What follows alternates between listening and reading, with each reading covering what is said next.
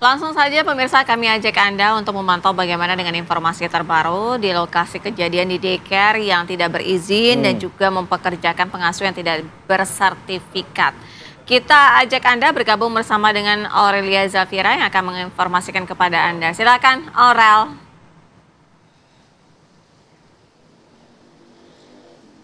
Ya baik Sira Safira, Alfat dan juga pemirsa, selamat pagi. Benar sekali, pagi ini kami sudah berada di tempat kejadian perkara penganiayaan balita. Tepatnya ada di Pengasinan maksud kami Depok, Jawa Barat.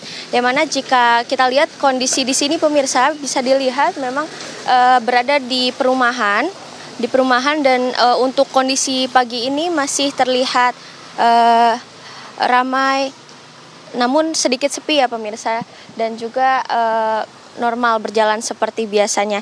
Dan juga tentunya publik juga masih mengingat ya mengenai pemilik daycare Wensen School, Mita Irianti, yang juga kini berstatus sebagai terdakwa yang merupakan terdakwa penganiayaan kepada dua balita berumur 2 tahun dan juga 9 bulan. Dan kini juga penganiayaan di daycare atau tempat penitipan anak kembali terjadi di Depok, Jawa Barat. Dan pelaku saat ini bernama Septiana yang menganiaya bayi berinisial KCB berusia 1 tahun 3 bulan. Dan penganiayaan tersebut juga dilakukan sang pengasuh di daycare di tempat kami mengabarkan saat ini, yaitu di Kiddie Space Pengasinan Kota Depok, Jawa Barat. Dan saat ini kami sudah bersama narasumber di sini, yaitu Pak RT Ahmad Rifai. Selamat pagi Pak. Selamat pagi. Ya. Saya mau tanya-tanya sedikit mengenai kasus penganiayaan oleh pengasuh ya di Kiddie Space ini. Bagaimana sih Pak kronologinya? Bisa diceritakan sedikit Pak? Ya, terima kasih. Selamat pagi pemirsa. Untuk kronologisnya yang bisa saya sampaikan seperti ini. Daycare ini sebenarnya bukan yang pemilik daycare.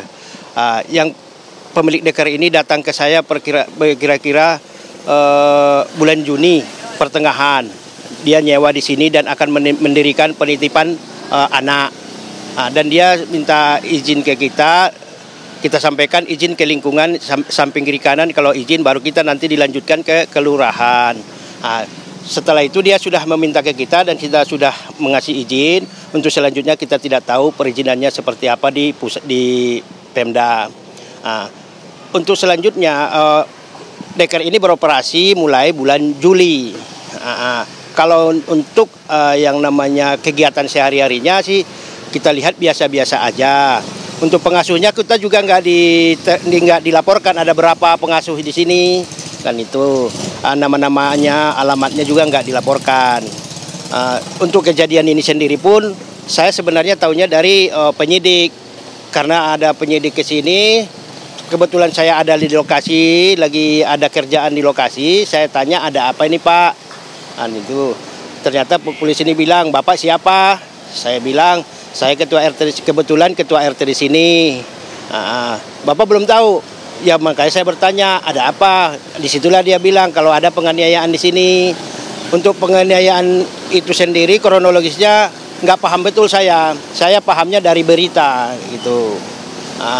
Untuk selanjutnya sekarang ini anaknya itu sudah berada di rumah sakit, begitu Bu. Untuk keseharian daycare ini sendiri Pak, berarti Bapak pernah melihat nggak untuk pengasuh-pengasuhnya, bagaimana tuh Pak kesehariannya?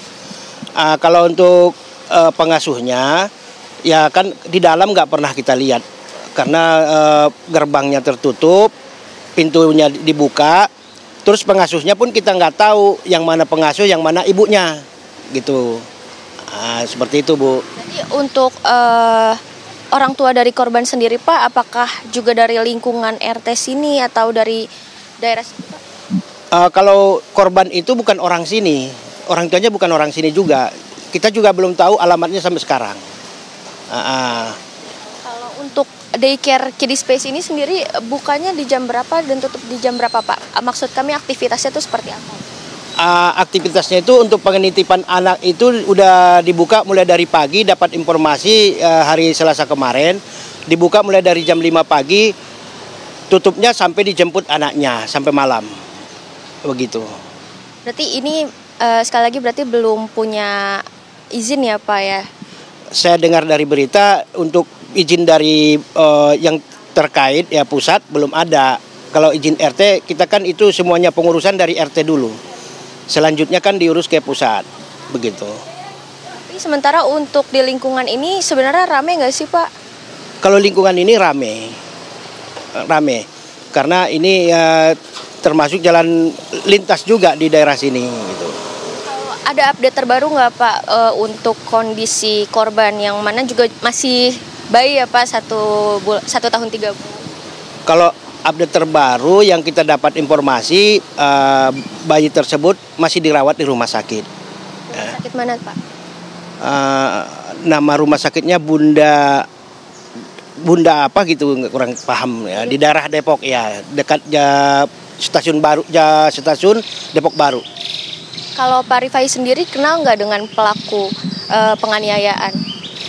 Nggak kenal sama pelaku dan belum pernah jumpa juga sama pelaku itu. Tapi untuk pemilik daycare sendiri apakah kenal Pak? Kalau sama pemilik daycare-nya saya kenal. Dia kan ngontrak di sini. Karena dia kan saya bilang tadi itu pertengahan bulan Juni dia datang laporan ke kita mau mengadakan ini penitipan anak di sini. Kenal begitu aja. Dari semenjak awal ada informasi kasus penganiayaan ini, apakah sudah bertemu dengan pemilik daycare-nya Pak? Belum, sampai sekarang belum. Belum. Untuk komunikasi juga belum juga. Untuk masalah korban ini belum ada. Belum ada informasi dari pemilik daycare, belum ada sampai sekarang. Kalau dari warga sendiri Pak, sekitar sini ada keluhan nggak Pak? Ya kalau keluhan sih seperti yang kita rasakan semua, pasti miris lah melihat korban itu kan udah menyebar di media ya. Kita sendiri juga sebagai RT nanti udah harus berhati-hati ke depannya. Terima kasih banyak Pak Rifai. Ya baik, Sira Safira, Alfat dan juga pemirsa itu tadi bincang kita dengan narasumber kami yaitu Pak RT, Pak Rifai, Alfat dan juga Sira. Saya kembalikan ke Anda di studio. Baik. Ya, Aurela Zafira mengabarkan dari depan daycare yang bermasalah ya.